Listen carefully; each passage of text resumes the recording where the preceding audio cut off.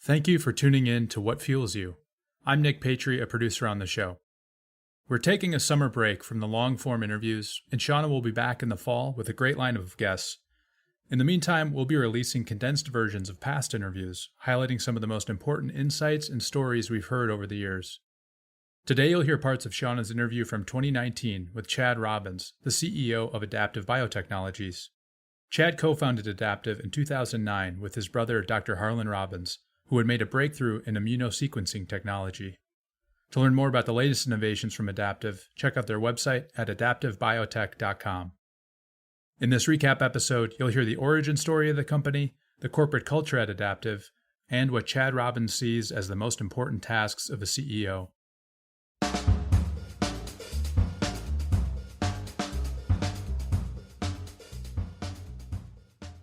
Do you remember where you were when Harlan called to say, I have this great idea?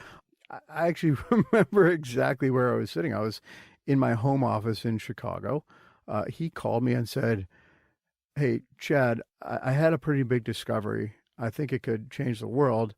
I've been talking about it in academic circles, and I've been kind of mobbed with interest. I think in order for it to impact patients, it has to become a business. I have no idea how to do it. I'm calling you because you're the only person I know in business. I said, well, thanks. That's lucky me. Yeah, that's resounding. So he said, I figured out how to sequence T cell receptors at high throughput. Do you want to start a business? And so first of all, I was like, yeah, I'm in.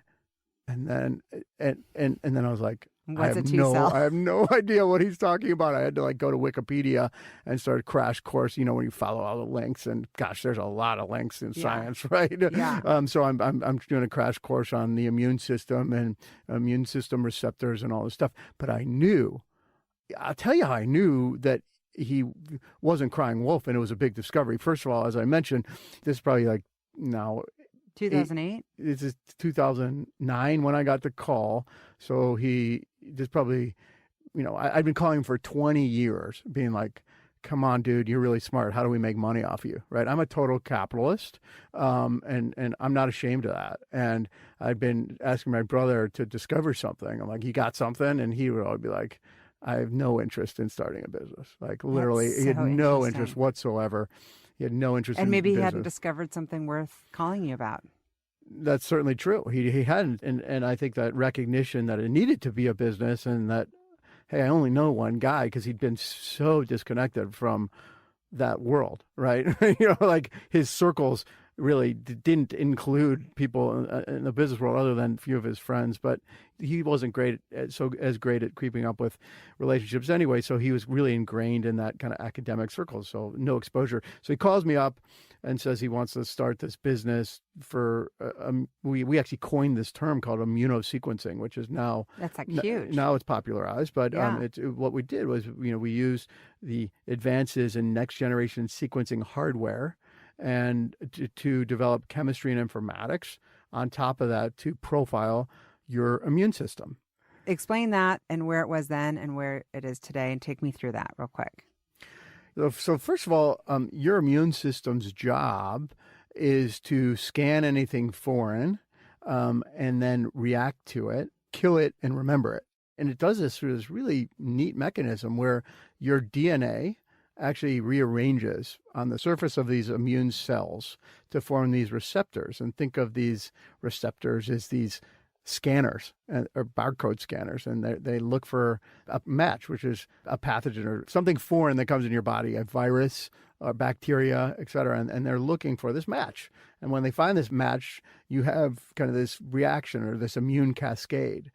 First, they expand. They go through what's called a clonal expansion, but meaning this one match makes many copies of itself. And then certain of these receptors go in and kill the bad thing. Then they remember it. And so you've got this memory in your immune system.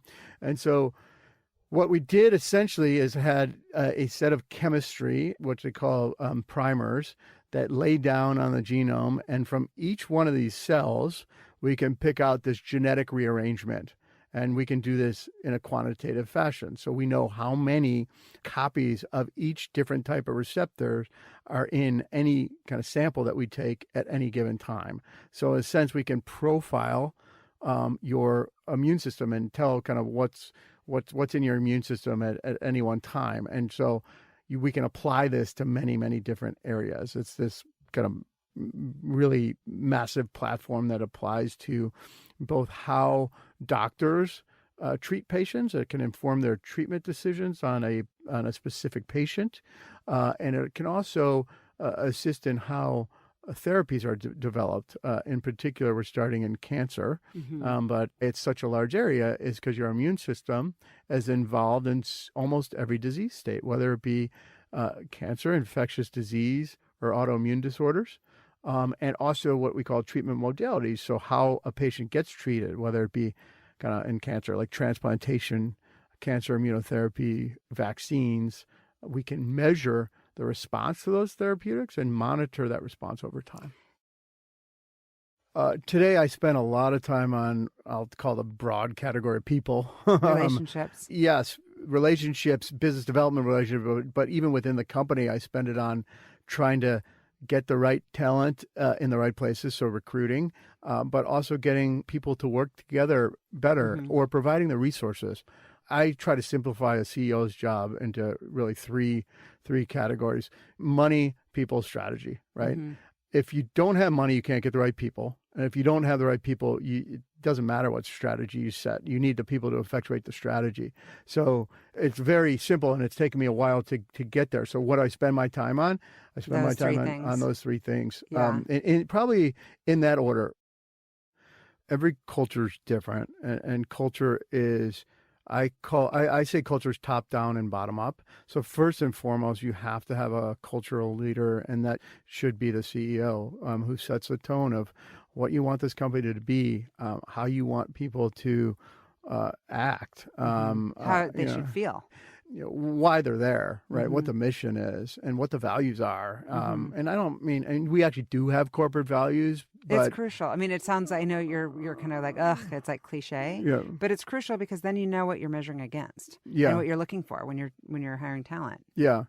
And by the way, culture grows, I don't think there's kind of born CEOs that know how to do everything. You learn over time, and you actually learn about culture over time, what works and doesn't work, how you want to lead, how you want to set culture. So when I say culture is top down and bottom up, I want to kind of set a general overall tone and have this grand mission, and people be there in our case because we actually want to change medicine, and we're working on something that will be an innovative company, not just in biotech, but we want to be an innovative company overall, and we want to be compared to the disruptive, game-changing companies kind of across the board. To do that, you need to kind of hire for the right mindset and the right type of person, and you want to set a tone.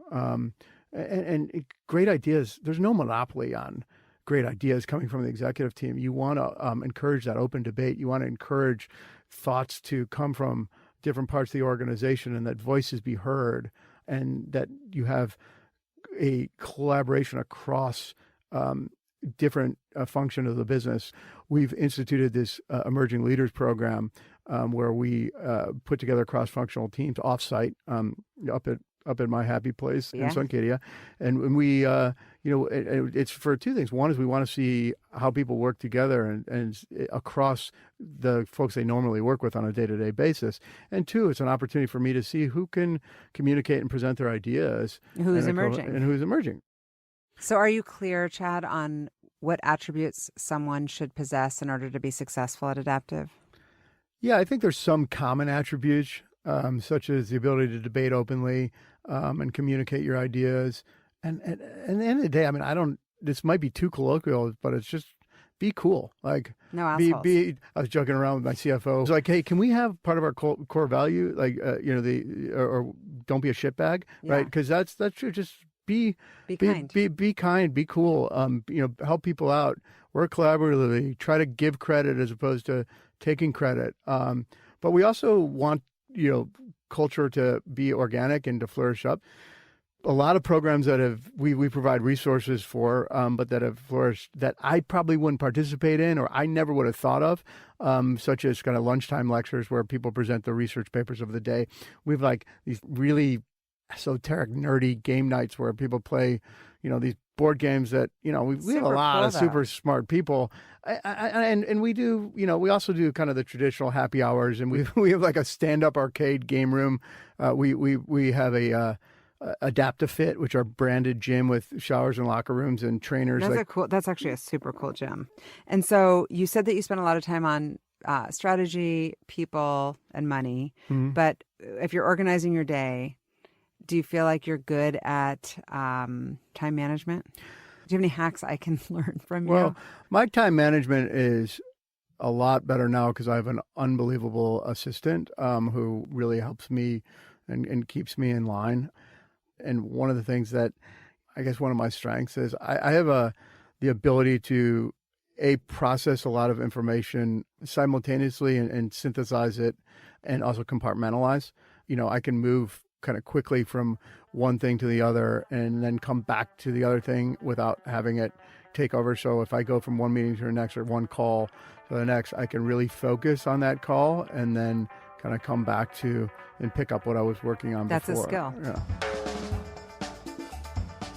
Thank you for listening to the What Fuels You podcast. If you'd like to check out past episodes to hear from more business leaders, go to fueltalent.com/podcast. And if you have a minute, please leave a review and rating on your favorite podcast app, or share this episode with a friend or colleague. Please share any feedback or interview suggestions for other guests by sending a message to podcast@fueltalent.com. I'm Shauna Swerland, and thanks again for listening.